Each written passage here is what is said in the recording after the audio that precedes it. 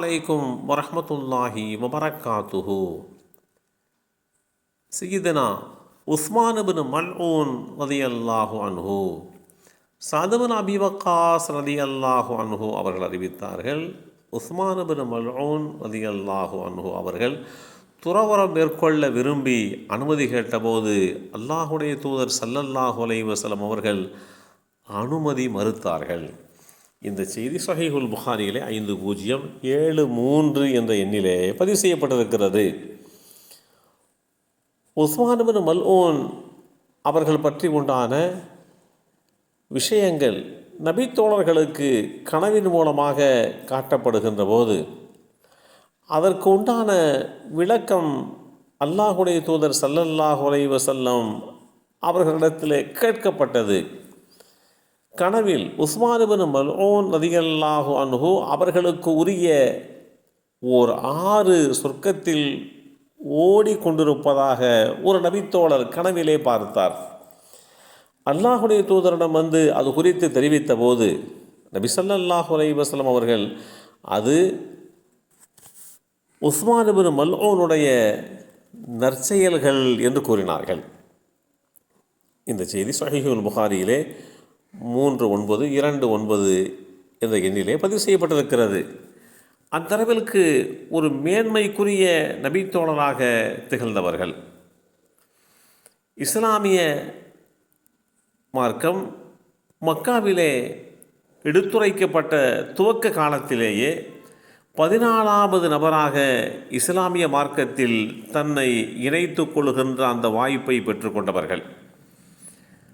மக்கத்து நிராகரிப்பவர்களால் கடுமையான தொல்லை ஏற்பட்ட போது இஸ்லாமிய மார்க்கத்தை தெளிவாக பின்பற்ற வேண்டும் என்கின்ற அடிப்படையிலே ஹிஜ்ரத்து செய்கின்ற, அதாவது மக்காவை துறந்து மதீனாவுக்கு வருகின்ற அந்த வாய்ப்பையும் பெற்றுக்கொண்டவர்கள்.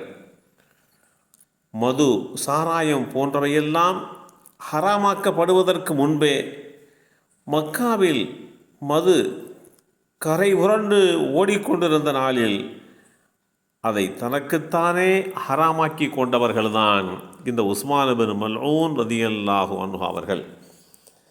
தான் மது அருந்தாமல் இருந்ததோடு மாத்திரமல்லாமல் அதை மற்றவர்களுக்கும் எடுத்துரைத்தார்கள். மது எனக்கு ஹராம், இனி என் வாழ்நாள் முழுவதும் நான் அதை குடிக்க மாட்டேன் என்று அறிவிப்பு செய்தவர்கள். இது ஒரு தைரியமான செயலாக மக்காவிலே பார்க்கப்பட்டது. காரணம், இனி அவர்கள் எங்கும் குடிப்பவர்களாக பார்க்கவே முடியாது. எந்த மது, அந்த மது சம்பந்தப்பட்ட காரியங்கள், மது விருந்து அவரை அழைக்க முடியாது என்கின்ற நிலைக்கு மக்களால் அறியப்பட்டவர்களாக இந்த உஸ்மான் இப்னு மல்ஊன் ரலியல்லாஹு அன்ஹு அவர்கள் திகழ்ந்தார்கள் என்பதோடு மாத்திரமல்லாமல் அவர்கள் தன்னுடைய வாழ்க்கையிலே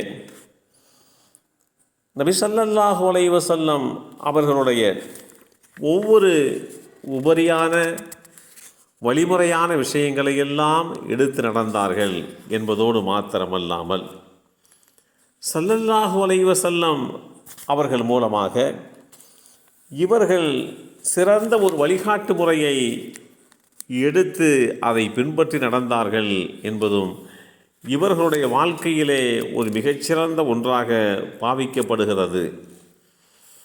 ஸல்லல்லாஹு அலைஹி வஸல்லம் அவர்களிடத்திலே வந்து தான் முற்றிலுமாக துறவறம் மேற்கொள்ளப் போகிறேன், எனக்கு இல்லற வாழ்க்கை இன்பமளிக்காது என்று வந்தபோது அல்லாஹுடைய தூதர் ஸல்லல்லாஹு அலைஹி வஸல்லம் அவர்கள் அப்படியெல்லாம் நீங்கள் நினைத்துவிடக்கூடாது. இல்லற வாழ்க்கை, திருமண வாழ்க்கை என்பது என்னுடைய வழிமுறை, அதை நீங்கள் ஒருபோதும் புறக்கணிக்க கூடாது.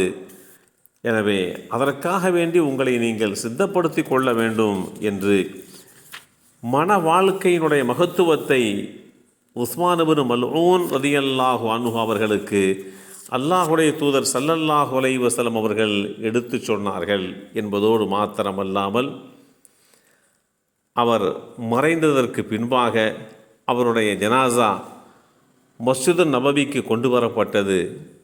பெருங்கூட்டத்தினர்கள் அந்த ஜனாசாவிலே கலந்து கொண்டார்கள். ஜன்னத்துல் பக்கி என்ற பொது மண்ணறையிலே நல்லடக்கம் செய்யப்பட்டார்கள். மஸ்ஜிது நபவியிலே இருந்து ஜன்னத்துல் பக்கி வரை உமர் ரலியல்லாஹு அன்ஹு அவருடைய ஜனாசாவை அதன் முன்னிரு பக்கங்களையும் பிடித்து சுமந்து சென்றார்கள். அந்த அளவிற்கு மிகச்சிறந்த நற்பேறுகளை பெற்றவர்கள்தான் உஸ்மான் இப்னு மல்ஊன் ரலியல்லாஹு அன்ஹு அவர்கள். எல்லாம் வல்ல அல்லாஹு தஆலா அவர்களுடைய வாழ்வியல் வரலாற்று உண்மைத்தன்மையை புரிந்து கொள்கின்ற வாய்ப்பை நமக்கும் நம் சந்ததிகளுக்கும் வழங்கி அருள் புரிவானாக. அஸ்ஸலாமு அலைக்கும் வரஹ்மத்துல்லாஹி வபரகாத்துஹு.